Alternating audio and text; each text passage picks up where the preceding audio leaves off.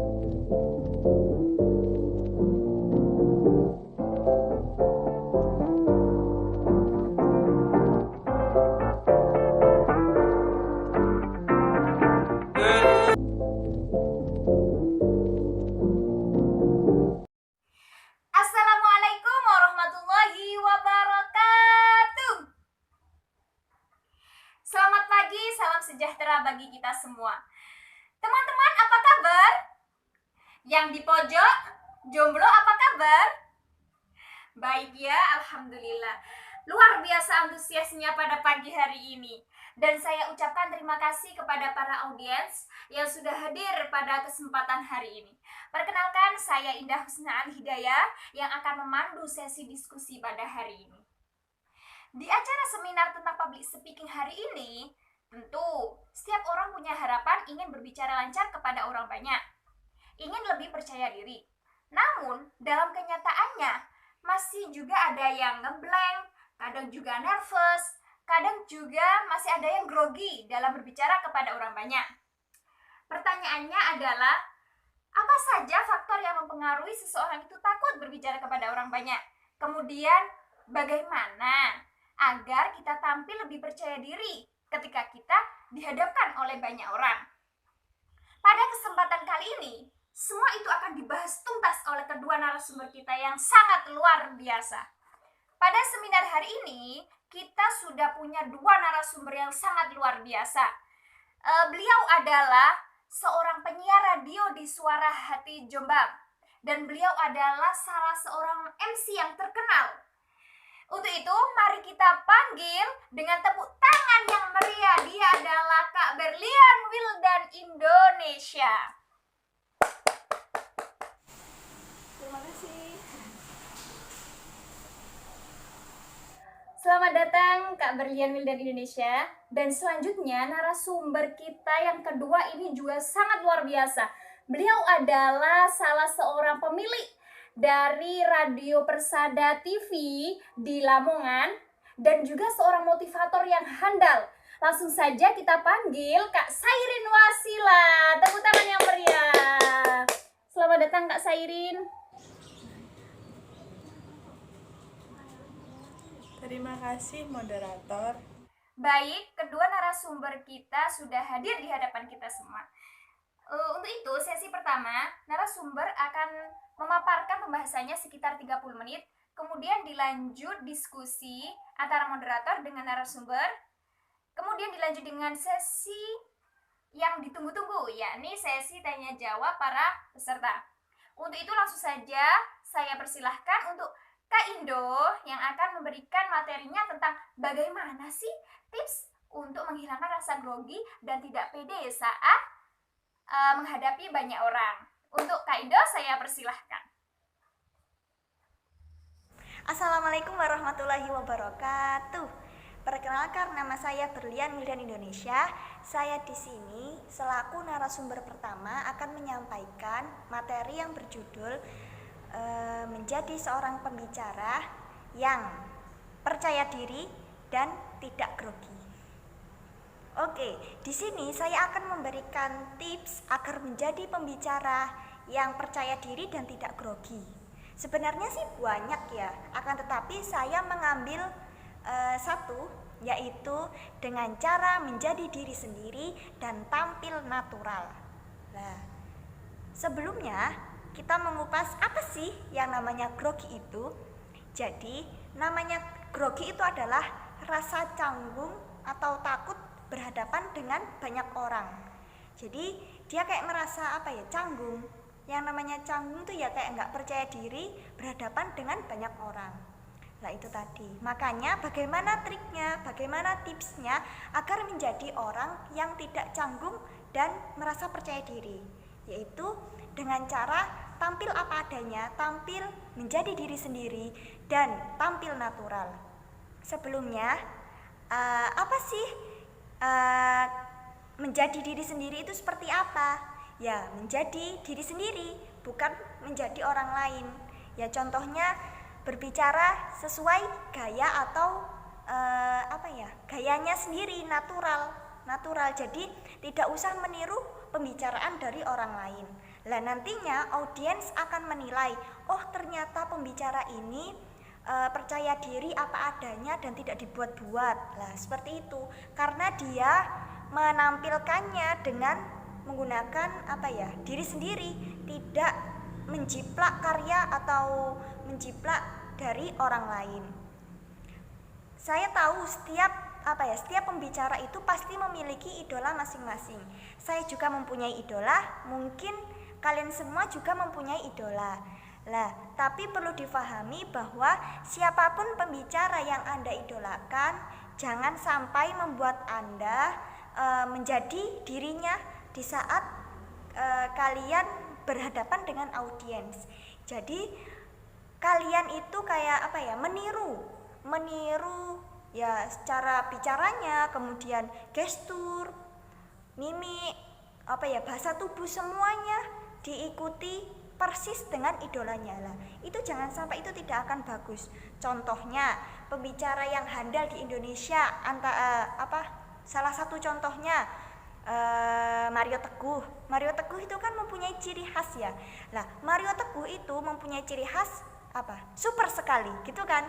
Lah, jangan sampai kita sebagai pembicara itu meniru karya atau meniru ciri khas dari idola itu. Contoh, kalau Mario Teguh super sekali, jadi seorang pembicara jangan meniru dari idolanya, karena nanti para audiens itu menilai dengan pembicara-pembicara lainnya. Oh, ini tuh khas dari Mario Teguh. Lah, ternyata kok dipakai oleh pembicara ini. Lah, jadi kan kayak seperti gimana ya? Ya gitulah pokoknya. Terus lagi Andri Wongso. Lah, itu juga Andri Wongso mempunyai ciri khas luar biasa, itu kan.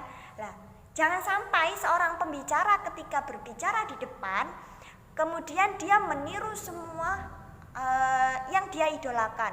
Contohnya apalagi Meridiana itu loh. Itulah pokoknya. Lah, jangan sampai kita meniru dari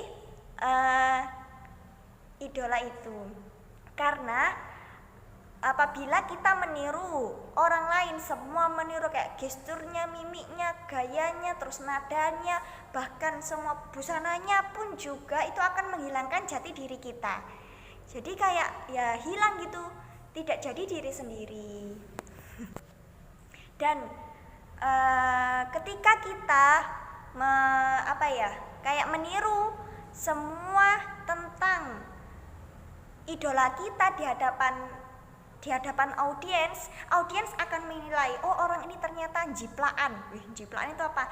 Ya kayak meniru semua gaya, apalagi kayak seperti Mario Teguh kan itu terkenal sekali dan semua orang pasti tahu bahwa kayak super sekali itu adalah ciri khas dari Mario Teguh. Nah, kita tidak boleh meniru itu, jadi diri kita sendiri, karena tiap-tiap individu itu mempunyai karakter dan ciri khas masing-masing, tidak bisa kayak persis.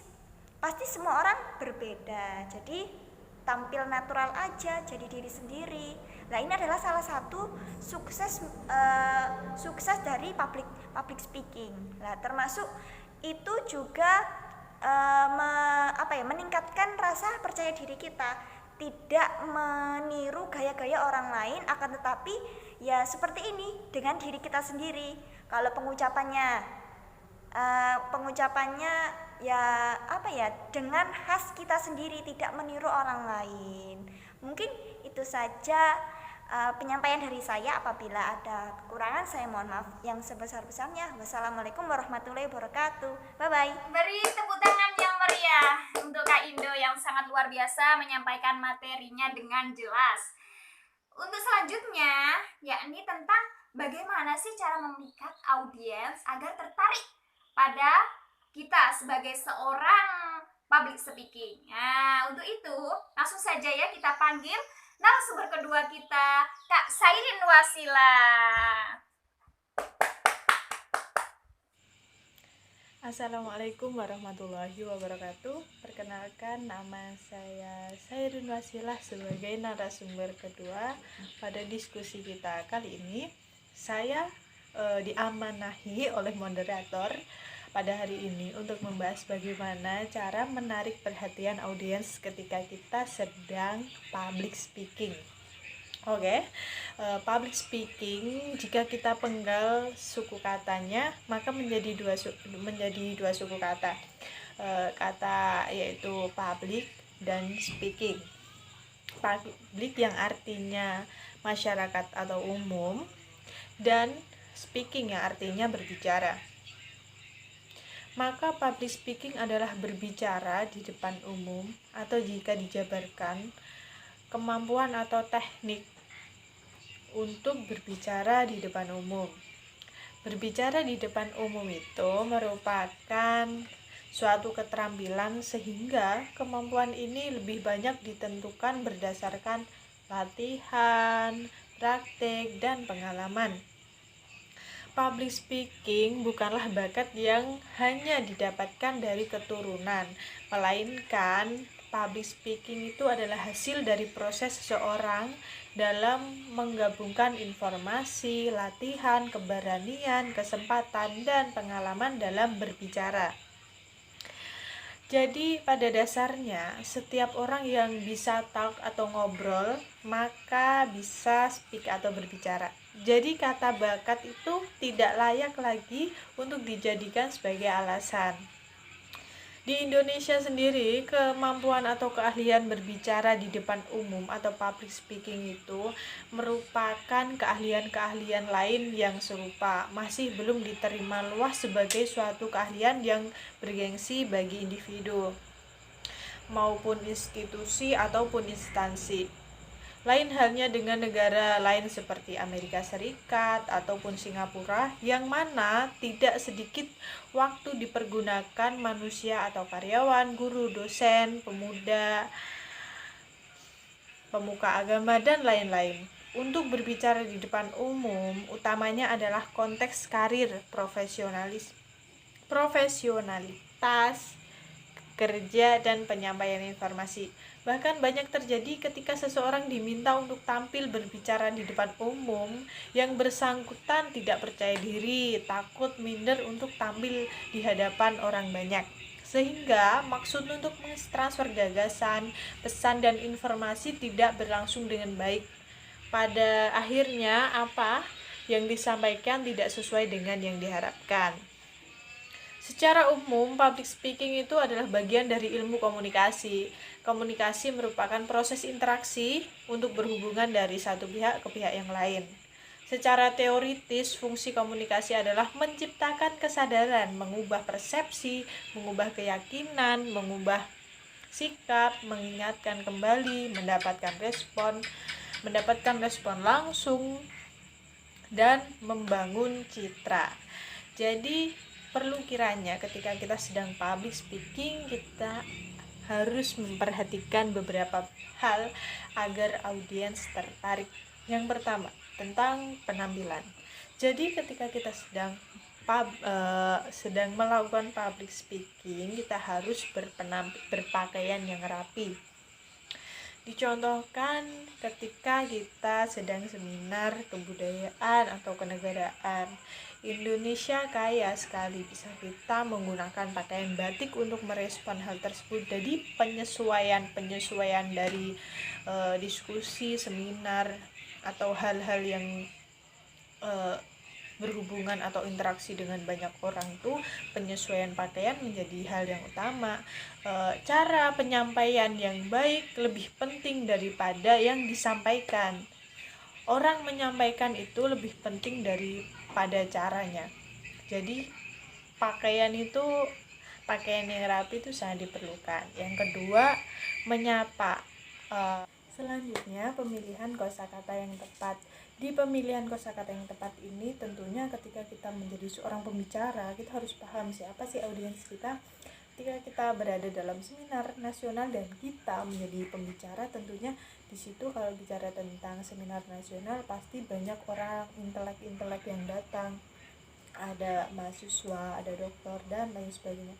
Itu bagaimana kita memilih diksi-diksi yang sekiranya pantas atau tepat buat mereka, sehingga diskusi kita itu secara interaktif gitu. Ketika misalkan dalam presentasi kita cukupkan bahasa-bahasa yang sederhana, mudah dipahami oleh audiens ataupun teman kita. Yang selanjutnya, nada bicara itu harus sesuai ya. Ketika dicontohkan kita sedang public speaking atau berbicara di depan umum dalam sebuah kampanye, tentunya kita kan ingin dipilih. Kita sedang melakukan orasi, kita harus semangat, kita harus intonasi jeda tempo itu harus kita perhatikan agar bisa menarik audiens tersebut. Kalau itu kita kampanye, kalau kita sedang sebagai motivator, pembicara, motivator, tentunya kita harus bagaimana nada bicara kita, intonasi kita untuk mempengaruhi orang tuh, emang orang itu benar-benar terpengaruh terhadap apa yang kita sampaikan dengan hanya memperbaiki atau memperhatikan dari intonasi, jeda, dan bagaimana kalimat-kalimat yang kita ucapkan. Ya, terus ada juga yang perlu kita perhatikan agar audiens tertarik, yaitu bahasa tubuh yang wajar. Perlu kiranya kita wajar dalam menggerakkan tubuh kita ketika kita sedang menjadi pembicara agar audiens tertarik. Gerak tubuh itu yang wajar, seumpama kita awal penyampaian perkenalan kita dengan berdiri, kita jalan ke kanan, ke kiri, atau ke tengah gitu, agar si audiens merasa bahwa mereka tuh kita sapa, kita cukup jalan di antara mereka atau seperti apa. Jadi bahasa tubuh yang wajar, jangan terlihat grogi. Ketika kita terlihat grogi, justru mereka tidak percaya terhadap pembicaraan kita, padahal kadang pembicaraan kita tuh sangat dibutuhkan mereka itu. Terus selanjutnya nih, yang terakhir, kita harus juga menghargai yang namanya audiens. Kenapa kita harus menghargai audiens? Kita itu harus mendengarkan pendapat mereka. Tentunya dalam kita public speaking kan nggak mungkin kita selalu berbicara, pasti interaksi itu perlu agar chemistry itu bangkit pada diri kita. Kita menyampaikan apa, kita tanya ke audiens, kita tanya apa kabar, dengan kita istilahnya ketika kita mengenal salah satu dari audiens, pasti kita sebut namanya, terus kita sebut jabatannya ataupun apa, itu akan menjadi sebuah penghargaan bagi orang tersebut. Wah, sangat luar biasa pemaparan materi narasumber kedua kita. Saya di sini sebagai moderator ingin bertanya dulu nih Kak, bagaimana sih menghadapi saat kondisi blank ketika kita presentasi? Menurut Kak Indu dan Kak Sairin sendiri bagaimana? Oke, di sini saya akan menjawab pertanyaan dari Kak Indah Husna Al-Hidayah.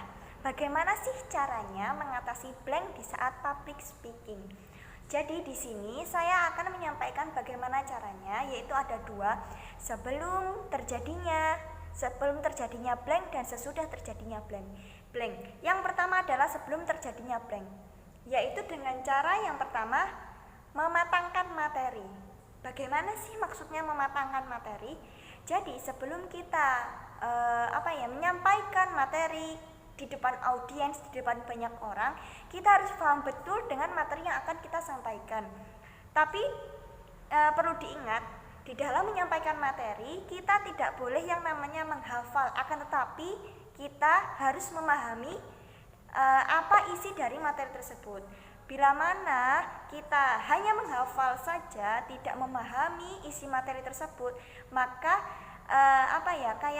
nanti akan terjadi blank itu tadi. Makanya di dalam menyampaikan atau akan menyampaikan suatu materi, kita jangan sampai cuma kayak menghafal tapi tidak memahami. Lah, itu jangan sampai. Terus yang kedua, jangan memikirkan kekurangan. Lah, setiap orang pastikan kayak tidak sempurna gitu ya. Pasti mempunyai kekurangan. Lah, public speaker adalah orangnya. Pembicara itu juga manusia biasa yang tak luput dari dosa. Jadi kita nggak usah minder Jadi kalau sama kita memikirkan kekurangan kita, itu menjadikan kita menjadi pesimis dan nanti tidak akan merasa percaya diri. Jadi so enjoy aja, nggak usah memikirkan kekurangan kita. Kemudian yang ketiga adalah menumbuhkan rasa percaya diri. Nah, dengan cara inilah kita bisa tidak blank di saat melakukan public speaking di hadapan banyak orang. Jadi banyak-banyak percaya diri aja, pede aja dengan apa yang kita bicarakan dan apa yang kita punya ini. Jadi jangan minder dan jangan merasa bahwa kita ini kayak kurang atau apa. Itu adalah cara sebelum terjadinya blank. Cara selanjutnya yang kedua yaitu cara mengatasi blank sesudah ketika kita cara mengatasi blank. Jadi pas waktu terjadi itu, kondisi yang sudah terjadi, yang pertama melakukan improvisasi. Jadi melakukan improvisasi itu ya secara mendadak kita memutar otak, melakukan yang baru atau materi yang baru tapi yang tidak menyimpang dari materi yang kita bahas. Jadi melakukan improvisasi agar mungkin nanti kita akan bisa mengingat kembali materi yang kita sampaikan tadi. Itu yang pertama, melakukan improvisasi. Yang kedua adalah memberikan sebuah pertanyaan kepada audiens. Nah, ketika kita mungkin blank atau lupa terhadap materi kita bisa menanyakan materi itu kepada audiens. Contohnya, teman-teman, bagaimana sih ciri-ciri orang yang merasa percaya diri? Contoh itu ya. Nah, nanti kan audiens akan memberikan jawaban atau tanggapan dan itu bisa jadi bisa membuka pikiran kita atau mengingat kembali materi yang telah kita lupa itu tadi. Mungkin jawaban dari saya cukup sekian. Terima kasih.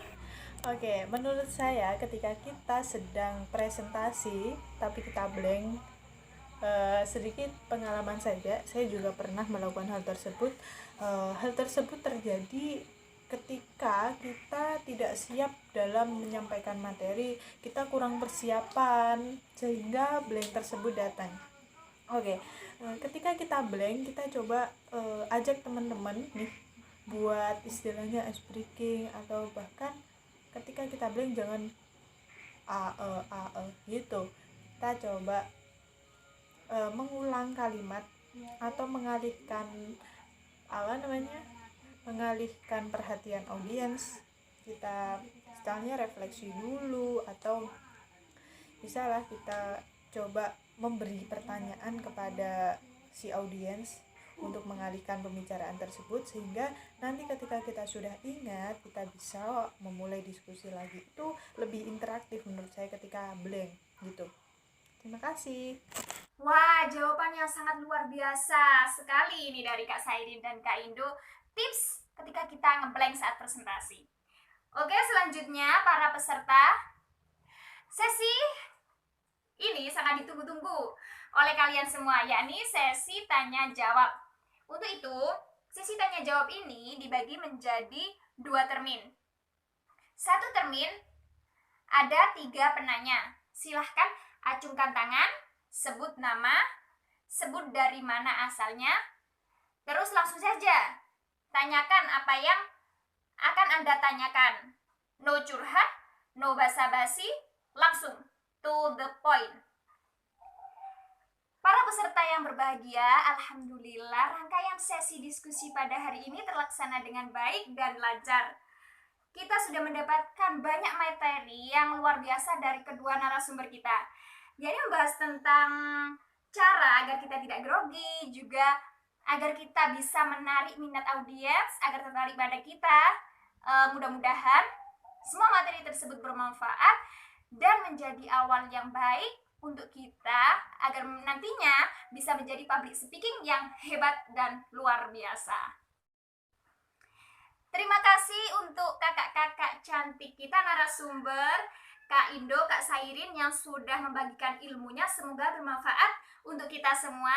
Dan juga para audiens yang sangat luar biasa antusiasnya dalam menyimak dan bertanya. Aplaus untuk para audiens. Dan juga tidak lupa Terima kasih kepada para penyelenggara, khususnya panitia diskusi seminar public speaking pada pagi hari ini, sehingga acaranya berjalan sangat keren dan luar biasa. Tepuk tangan untuk para panitia.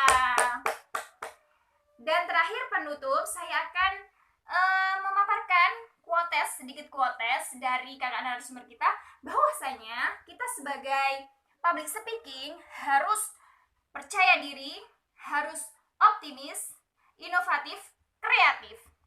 Untuk itu saya Indah Husna Hidayat. Terima kasih. Wassalamualaikum warahmatullahi wabarakatuh.